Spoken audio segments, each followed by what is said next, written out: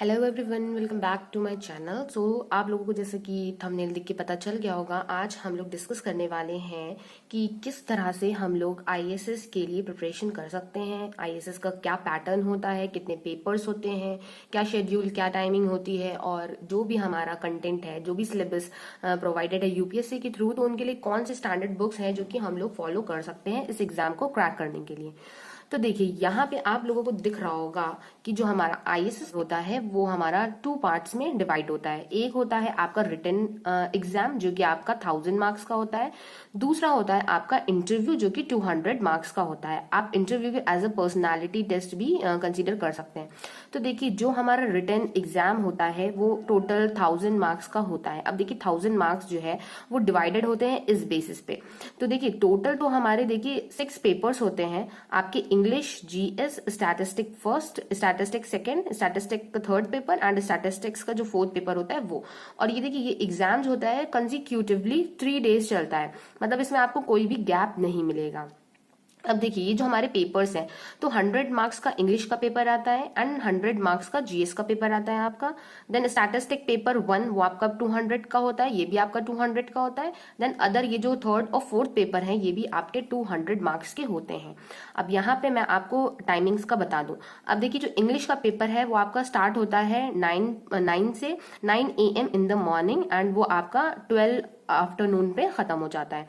Then इसके बाद आपको इन दोनों पेपर्स के बीच में जो गैप मिलता है वो 2 आवर्स का गैप मिलता है। देन आफ्टर जीएस का पेपर आपका 2 बजे स्टार्ट होगा एंड 5 तक वो ओवर हो जाता है। तो यहाँ पे आपको ये दोनों ही पेपर्स को अटेम्प्ट करने के लिए आपको 3 आवर्स मिलते हैं। अब देखिए यहाँ पे जो सेकंड डे आपका पेपर होगा वो आपका स्टैटिस्टिक पेपर 1 होता है। तो वो देखिए आपका 2 घंटे चलता है, 9 to 11।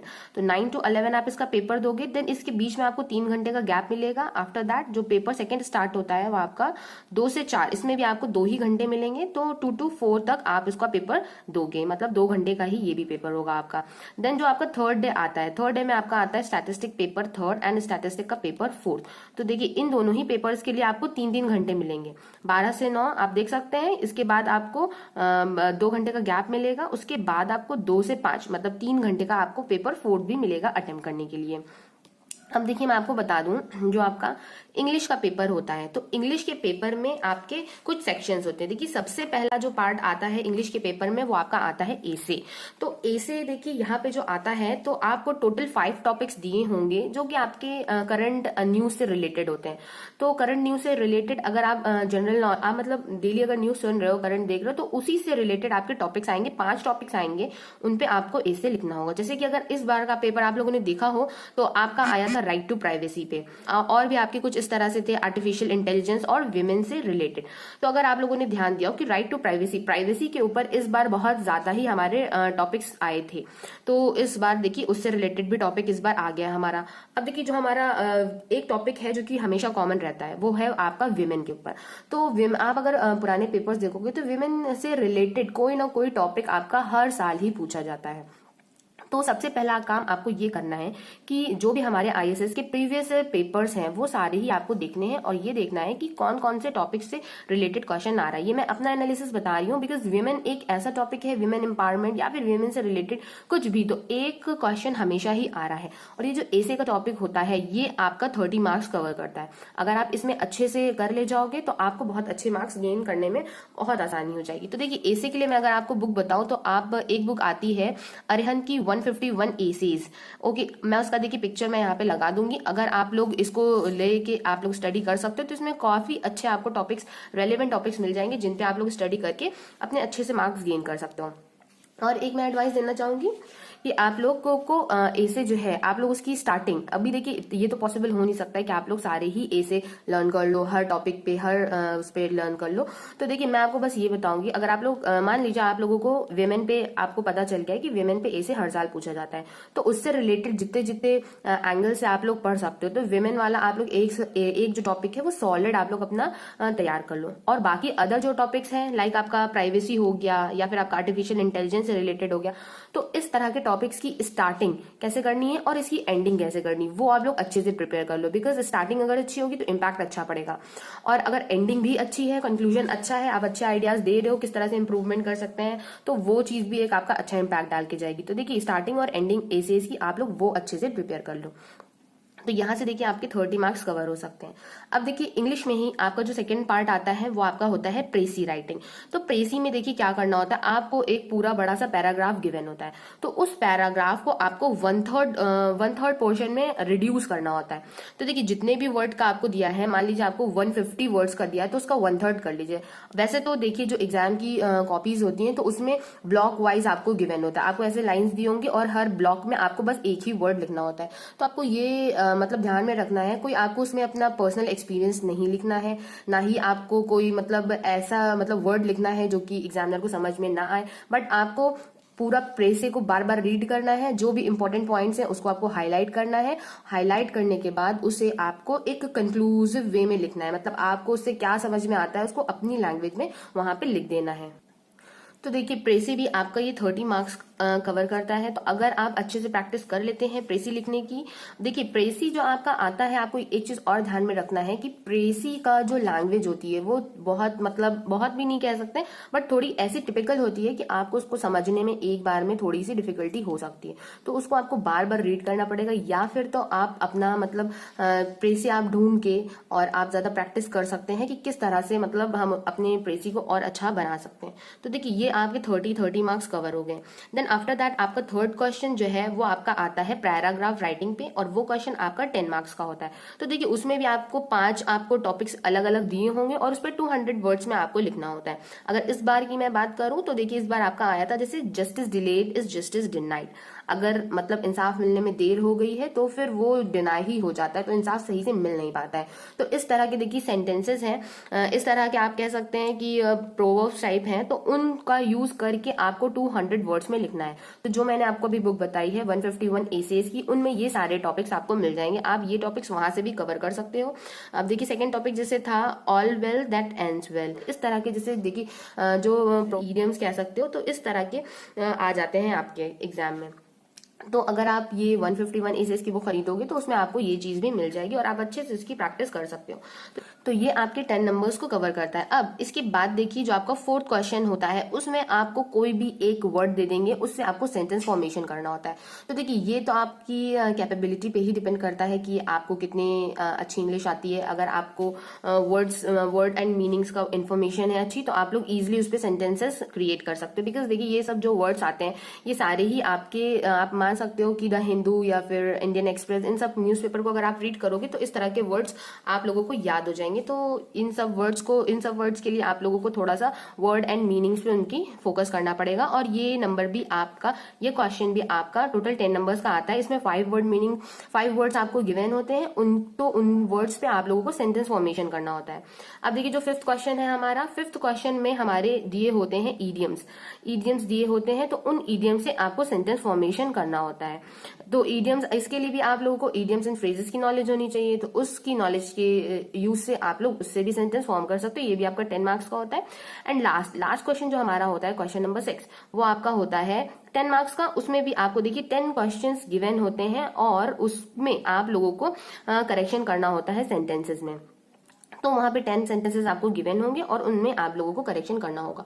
तो देखिए इसके लिए अगर मैं आपको बुक सजेस्ट करना चाहूँ तो इसके लिए आपको मैं बुक बोलूंगी प्लेन टू पैरामाउंट वॉल्यूम 1, अच्छे से यूज कर सकते हो। इसमें आपको बहुत डीपली मतलब करेक्शन ऑफ सेंटेंसेस की इन्फॉर्मेशन दी हुई है, वो आप लोग यूज कर सकते हो। या फिर तो अगर आपको यूज करना है तो आप अरिहंत की बुक भी आती है जनरल इंग्लिश की, वो भी आप यूज कर सकते हो। मैं उसका भी फोटो लगा दूंगी, अगर आपको वो लेनी है तो आप लोग वो ले सकते हो। दोनों ही बुक बेस्ट है। बस ये है कि देखिए मेहनत आपको करनी है, आप लोग अच्छी मेहनत करोगे तो आप लोग इजिली इस चीज को क्रैक कर सकते हो।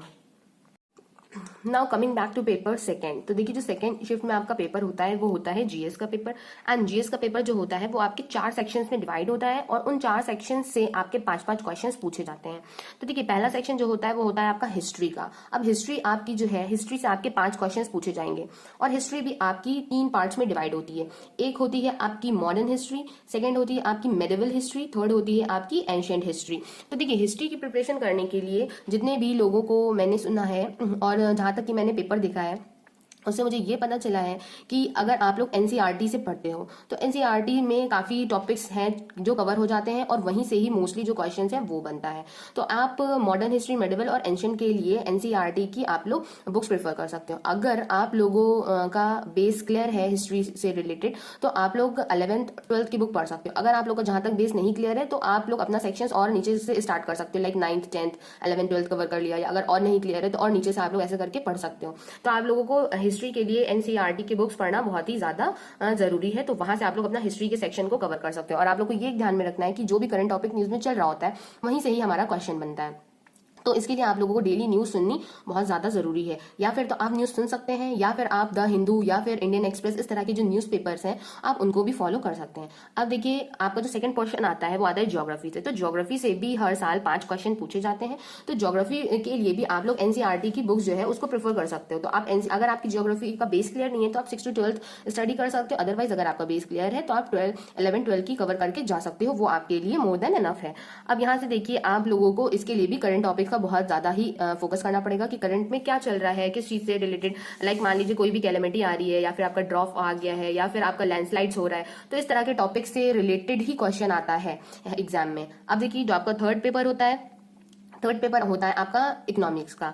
तो इकोनॉमी में जो आपका आता है तो वो भी आप डायरेक्ट उसके लिए आप लोग न्यूज को ही फॉलो करोगे।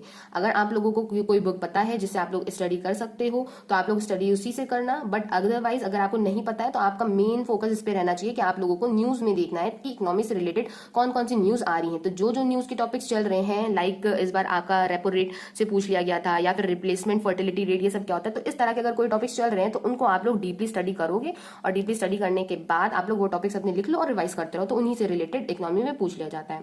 अब देखिए वैसे तो मैं आप लोगों को ये बता दूं कि आप लोगों को जीएस और इंग्लिश के पेपर, इन दोनों पेपर्स के लिए हमारा एक कट ऑफ रैंक निकलता है। लाइक हमारा कभी निकलता है कि 15 मार्क्स होने चाहिए आउट ऑफ 100, या फिर 20% मार्क्स। तो वो हर साल कट ऑफ निकलता है और कट ऑफ आपका इंक्रीज और डिक्रीज भी होता रहता है। तो इसके कट ऑफ के अकॉर्डिंग अगर देखिए आपने कोई एक भी पोर्शन अच्छे से स्टडी कर लिया तो देखिए हर इसमें जो 4 पोर्शन होते हैं वो आपके 25 मार्क्स के होते हैं। तो आप लोग ये सोच के जाइए कि एटलीस्ट आपको 3 पोर्शन तो अच्छे से कवर करने हैं, और सबसे ज्यादा कोशिश ये करिए कि मैक्सिमम से मैक्सिमम मार्क्स आपको जीएस में कवर करने हैं। अब देखिए लास्ट पोर्शन जो हमारा इकोनॉमिक्स के बाद आता है वो होता है हमारा पॉलिटी का पार्ट। तो पॉलिटी के लिए देखिए आप लोग लक्ष्मीकांत जो बुक है वो आपका कोई भी वॉल्यूम हो, जैसे कि लाइक 4th वॉल्यूम या फिर 5th या 6th वॉल्यूम, जो भी आपका एडवांस में वॉल्यूम चल रहा है उसको आप लोग प्रेफर कर सकते हैं। बिकॉज देखिए आप लोग ये जो मतलब वॉल्यूम्स हैं इनमें थोड़ा बहुत ही चेंज होता है। अगर आप लोग 4th वॉल्यूम से भी स्टडी कर रहे हो या 5th वॉल्यूम से तो इतना ज्यादा फर्क नहीं, बस कुछ सेक्शंस ऐसे होते हैं जो कि उसमें डिफरेंट होते हैं। तो देखिए आप लोग पॉलिटी के लिए मैं आपको लक्ष्मीकांत ही बोलूंगी। जो देखिए करंट में जो भी न्यूज चल रही होगी उसी से रिलेटेड आपसे पॉलिटी में भी पूछा जा सकता है। लाइक प्रीएम्बल से रिलेटेड आपसे पूछ लिया जाएगा, या फिर एंटी डिफेक्शन लॉ हो गया, या हो गया आपका इलेक्शन कमीशन, गवर्नर, प्रेसिडेंट। तो ये जो स्टैटिक टॉपिक्स जो हैं आपके, आप इनको अच्छे से तैयार कर लो और इनसे रिलेटेड एग्जाम में पूछा जाता है। मान लीजिए आपका अगर पॉलिटी का सेक्शन है तो पॉलिटी के सेक्शन से अगर 5 क्वेश्चन पूछे जा रहे हैं तो 2 से 3 क्वेश्चन आपके स्टैटिक पोर्शन से रहेंगे, और 2 क्वेश्चन आपके मान लीजिए जो करंट अफेयर्स में, जो करंट में न्यूज चल रही है उसी से रिलेटेड रहेंगे। तो देखिए ये हो जाता है आपका जीएस का सेक्शन। अब देखिए जीएस के बाद हम लोग आते हैं स्टैटिस्टिक पेपर 1 पे। तो स्टैटिस्टिक पेपर 1 की बात करें तो इसमें देखिए टोटल आपको मिलते हैं 2 घंटे, और 2 घंटे में ही आपको टोटल 80 क्वेश्चंस को सॉल्व करना होता है। अगर आप एक क्वेश्चन सही करते हो तो एक क्वेश्चन सही करने पे आपको टोटल जो मार्क्स मिलते हैं वो मिलेंगे आपको 2.5 मार्क्स। तो 2.5 मार्क्स का एक क्वेश्चन होता है, और अगर आप लोग अगर एक क्वेश्चन गलत करते हो तो उसके लिए आपको 1/3 ऑफ 2.5 मार्क्स का सब्ट्रैक्शन हो जाता है। मतलब अगर ये है आपका जैसे कि 2.5 मार्क्स आपको एक क्वेश्चन करेक्ट करने पे मिल रहा है, तो आप अगर एक क्वेश्चन गलत करते हो तो इसी का 1/3 का मतलब हो जाता है 0.83। तो 0.83 मार्क्स टोटल आपके लेस हो जाएंगे आपके ऑब्टेन्ड मार्क्स में से। तो देखिए ये हो गया आपका फर्स्ट पेपर। अब देखिए फर्स्ट पेपर की अगर मैं बात करूं तो फर्स्ट पेपर के आपके 4 सेक्शंस होते हैं। एक होता है आपका प्रोबेबिलिटी, सेकंड होता है आपका स्टैटिस्टिकल मेथड्स, देन होता है आपका न्यूमेरिकल एनालिसिस, फोर्थ होता है आपका कंप्यूटर। तो देखिए आप जो पहला पोर्शन है आपका प्रोबेबिलिटी, तो प्रोबेबिलिटी के लिए आपको के लिए जो सबसे अच्छी बुक है वो आपकी है SC Gupta and BK Kapoor. अगर आप लोग उसको अच्छे से प्रिपेयर कर लेते हो तो प्रोबेबिलिटी का जो आपका पोर्शन है वो वहीं से क्लियर हो जाएगा। एंड सेकंड पोर्शन देखिए जो हमारा स्टैटिस्टिकल मेथड्स का है वो भी आपके लिए SC Gupta and BK Kapoor जो है बेस्ट बुक है। तो इन दोनों टॉपिक्स के लिए आप लोग इन बुक्स को प्रेफर कर सकते हो। तो देखिए अगर आप लोग SC Gupta and BK Kapoor को अच्छे से थॉरोली रिवाइज कर लोगे, जो इसके एग्जाम्पल्स और जो इसके क्वेश्चन दिए हुए हैं एक्सरसाइज में, तो ये ये आपके लिए सफिशियंट है। देखिए बच्चे भागते रहते हैं कि कौन सी बुक और है, कौन सी स्टैंडर्ड बुक यूज कर सकते हैं। तो जो लोग इधर उधर भागते हैं, मैं तो ये बोलूंगी कि उन लोगों ने बुक अभी अच्छे से देखी नहीं है। आप लोग प्रीवियस पेपर देखिए और फिर बुक के एक एक क्वेश्चन को एनालाइज कीजिए। जो भी क्वेश्चन पूछे जाते हैं मोस्टली आप मान सकते हो कि 99% जो क्वेश्चन है वो उस बुक से ही पूछे जाते हैं। हो सकता है एक आध क्वेश्चन, 2-3 क्वेश्चन जो है वो अलग से कहीं से बना के पूछ लिए जाए, वरना ज्यादा से ज्यादा क्वेश्चन जो है वो इसी बुक से ही पूछे जाते हैं। अब देखिए थर्ड क्वेश्चन है आपका न्यूमेरिकल एनालिसिस। तो न्यूमेरिकल एनालिसिस के लिए बुक आप लोग यूज करते हो गुप्ता एंड मलिक चौहान की बुक आप लोग यूज कर सकते हो, या फिर HC सक्सेना की बुक आती है वो भी आप लोग यूज कर सकते हो। ये 2 स्टैंडर्ड बुक्स हैं जो कि आप लोग प्रेफर कर सकते हो। यहाँ तक कि अगर आप लोग ने ये पढ़ा होगा तो आप लोगों के ग्रेजुएशन लेवल भी आप लोगों को इन्हीं बुक से पढ़ाया जाता है। तो आप लोग ग्रेजुएशन लेवल की जो भी बुक है आप लोग उसको भी प्रेफर कर सकते हो। लेकिन न्यूमेरिकल ये जो आपका प्रोबेबिलिटी और स्टैटिस्टिकल मेथड है, इन दोनों पोर्शन से आपके 40 क्वेश्चन पूछे जाते हैं अप्रॉक्स। एंड ये जो थर्ड है आपका न्यूमेरिकल एनालिसिस, 20 क्वेश्चन इस सेक्शन से आते हैं। एंड जो लास्ट पोर्शन है आपका कंप्यूटर एंड डेटा प्रोसेसिंग, इससे भी आपके टोटल 20 क्वेश्चंस पूछे जाते हैं। तो 40 + 20 + 20 मिला के आपके टोटल 80 क्वेश्चंस हो जाते हैं। अब देखिए मैं कंप्यूटर एंड डेटा प्रोसेसिंग के लिए बोलूं तो आप लोग ई बालागुरुस्वामी या फिर रीमा थरेजा बुक है, या फिर अरिहंत की कंप्यूटर अवेयरनेस की बुक आती है। इन 3 बुक्स में से आप कोई भी बुक को प्रेफर कर सकते हो और ये बुक्स बहुत अच्छी हैं। अगर आप लोग अच्छे से पढ़ते हो तो यहाँ से आपका कंप्यूटर का सेक्शन भी क्लियर हो जाएगा। अब देखिए आता है हमारा पेपर स्टैटिस्टिक का पेपर सेकंड। तो स्टैटिस्टिक पेपर सेकंड के लिए अगर आप लोगों को पढ़ना है तो यहाँ पे देखिए आपके टोटल 3 सेक्शंस होते हैं। पहला सेक्शन होता है आपका लीनियर मॉडल, आफ्टर दैट आपका आता है स्टैटिस्टिकल इन्फरेंस एंड हाइपोथेसिस। उसके बाद जो आपका थर्ड सेक्शन होता है वो होता है ऑफिशियल स्टैटिस्टिक। तो देखिए अगर लीनियर मॉडल की बात करूं तो लीनियर मॉडल में कुछ अनोवा का पोर्शन भी आता है। तो अनोवा का पोर्शन आता है तो उसको क्लियर करने के लिए आप लोग जो गुप्ता एंड कपूर की अप्लाइड स्टैटिस्टिक की बुक है आप लोग वहां से ये पोर्शन को कवर कर सकते हो। और अगर मैं आपको लीनियर रिग्रेशन या फिर मल्टीपल रिग्रेशन की बात करूं तो वो आप लोग गुजराती से कवर कर सकते हो। ओके तो ये देखिए ये बुक्स हो गई हैं। अगर आप इनको अच्छे से प्रिपेयर करोगे तो यहाँ से आपका लीनियर मॉडल का जो सेक्शन है वो बहुत ही इजीली कवर हो सकता है। अब देखिए मैं बात करूं स्टैटिस्टिकल इन्फरेंस एंड हाइपोथेसिस की, तो उसके लिए मैं आपको बुक रेफर करूंगी गुप्ता एंड कपूर। या तो आप गुप्ता एंड कपूर को बहुत अच्छे से फॉलो करिए तो वहां से आपका 70 to 80% पोर्शन जो है वो क्लियर हो जाएगा। और अगर आपने गुप्ता एंड कपूर अच्छे से रिवाइज कर ली है, पढ़ ली है, तो आप लोग अदर बुक्स अगर स्टैंडर्ड बुक्स प्रेफर करना चाहते हो आप तो वो आपकी हो सकती है वीके रोहतगी हो सकती है, या फिर गुण गुप्ता दास गुप्ता। ये आप बुक्स इन दोनों में से भी कोई बुक्स जो भी आपको रेफर करनी है वो कर सकते हो। अगर आपकी गुप्ता एंड कपूर मान लीजिए हो चुकी है और आप लोगों के पास और टाइम है तो आप लोग वीके रोहतगी एंड गुण गुप्ता दास गुप्ता को भी स्टडी कर सकते हो। तो वहां से आप लोगों के अगर कोई टॉपिक छूट भी गए होंगे तो वो आपके कवर हो जाएंगे। तो ये हो जाता है second section of paper second. अब देखिए थर्ड सेक्शन जो होता है वो आता है ऑफिशियल स्टैटिस्टिक। तो देखिए ऑफिशियल स्टैटिस्टिक के लिए ये है कि बहुत से लोग परेशान रहते हैं बिकॉज इसके लिए कोई नोट जो है वो वैलिड मतलब प्रेजेंट नहीं है, या फिर किसी ने अभी तक कंपाइल नहीं किया है ऑफिशियल स्टैटिस्टिक के नोट्स के लिए।